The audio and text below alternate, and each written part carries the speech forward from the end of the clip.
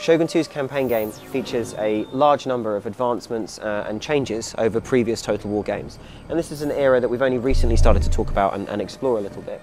In terms of the actual campaign game itself, one of the major changes for the actual overall visual aspect is this unique combination of 2D and 3D artwork. And this is a first for a Total War game, and we've done this for a couple of reasons. The first is that when you take a look at the map, each of the 10 clans that you can choose to play start with just one region under their control. And by rendering that one region in 3D and all other unexplored areas in 2D, you don't get a sense of a huge, overwhelming kind of world space to try and conquer. It adds a sense of kind of mystery and immersion as well. And finally, it's a nice little nod back to the original Shogun, which we created all of 10 years ago, which of course all took place on this kind of 2D cartography style map. So it does a number of different things for us. The map of Japan is very, very large. We've got a large number of different regions in it.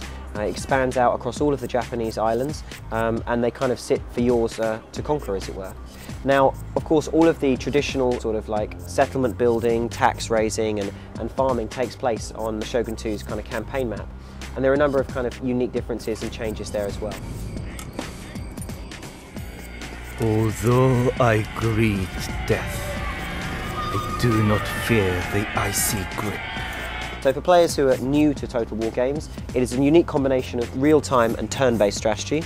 On the campaign map, not unlike, say, a game like Risk or Civilization, you take your turns as one of the major clans of the period. You administer your empire, you grow out, you build your armies, you tax your people, and you construct new settlements and new buildings and the like.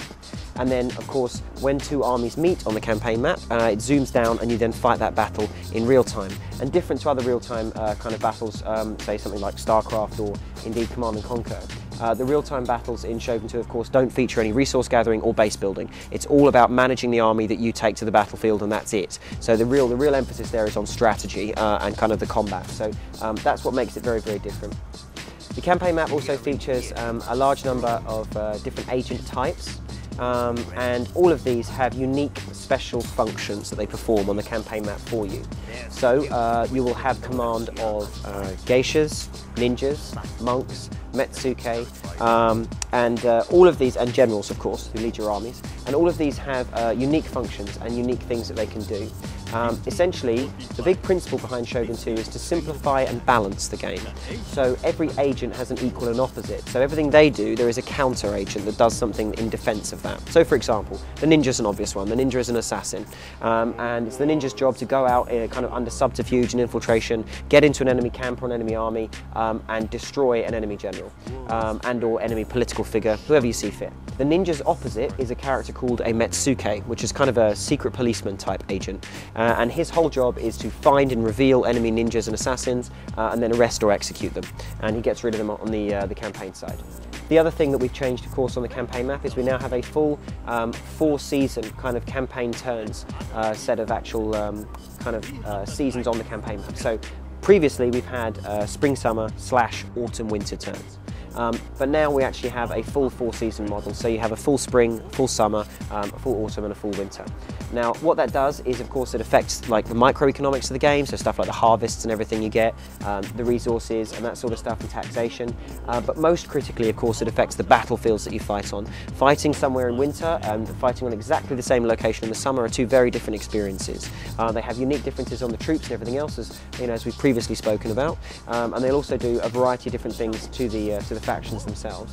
And all of these, as I say, figure into the game. And in addition to that, we've got some nice different kind of seasonal effects for lighting and everything else, and it makes things look really nice. Now there are kind of two major tiers, or three I suppose, to the units in Shogun 2, when you're raising armies that you then use on the battlefield. So your first tier of units are like Ashigaru, they're peasants. They're available right from the start, you can recruit them at almost any of your settlements, and essentially they're untrained kind of light infantry, as it were. They're willing amateurs.